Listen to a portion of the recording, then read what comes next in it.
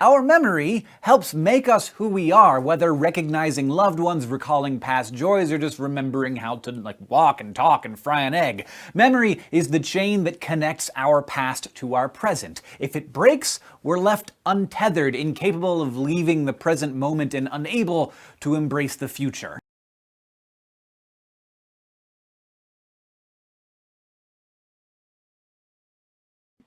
Encoding is just the act of moving information from the temporary store in your working memory into the permanent store in your long-term memory. Working memory is where you process anything that you're thinking about right at this moment.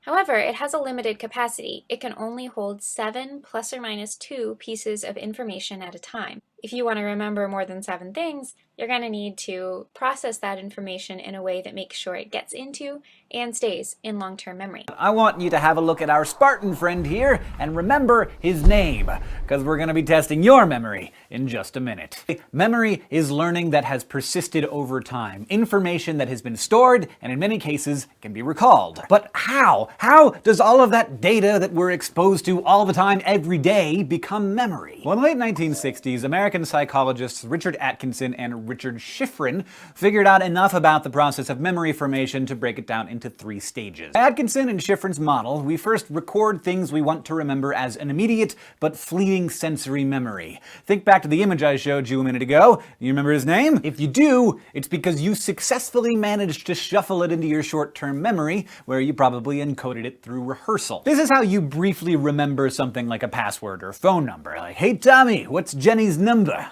Okay, 867-5309. 867-5309. 867-53. You're getting it in your head there. Long-term memory is your brain's durable and ridiculously spacious storage unit holding all of your knowledge, skills, and experiences. How well you retain your data can depend on how deep you dig through the different levels of processing. Shallow processing, for instance, lets you encode information on really basic auditory or visual levels based on the sound, structure, or appearance of a word.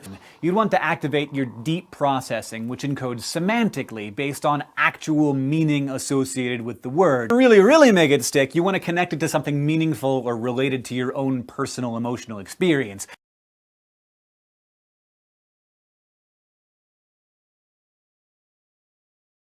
For healthy memories, there are lots of little tricks you can use to help remember information. Mnemonics, for one, help with memorization, and I'm sure you know a few that take the form of acronyms. Roy G. Biv for the colors of the rainbow, for instance. Mnemonics work in part by organizing items into familiar, manageable units in a process called chunking. For example, it may be hard to recall a 7-digit number, but it'll be easier to commit to memory in the rhythm of a phone number, 867-5309. Or you could just write a song about it. Retrieval cues. Kind of like a trail of breadcrumbs leading back to a particular memory. The more retrieval cues you inadvertently or intentionally build along the way, the better you can backtrack and find the memory you're looking for. This way of activating associations non-consciously is called priming, sometimes called memoryless memory. It's how invisible memories that you didn't know you had can awaken old associations. Priming is often how you jog your memory. This kind of recall is sometimes referred to as context-dependent memory. Some memories are context-dependent, others are state-dependent, and also mood congruent.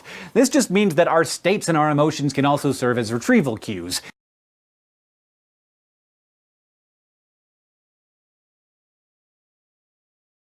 Of course, we all forget things, and typically we do it in one of 3 different ways. We fail to encode it, we fail to retrieve it, or we experience what psychologists call storage decay. Sometimes forgetting something just means it never really got through your encoding process in the first place. And again, even memories that have been encoded are still vulnerable to storage decay or natural forgetting over time. Sometimes these retrieval problems stem from interference from other memories getting in the way. Sometimes old stuff that you've learned keeps you from recalling new stuff, like if you change one of your passwords but keep recalling an old one every time you want to log in. That's called proactive or forward-acting interference. The flip side of that is retroactive or backward-acting interference, which happens when new learning gets in the way of recalling old information. Like if you start studying Spanish, it may interfere with the French that you've already learned.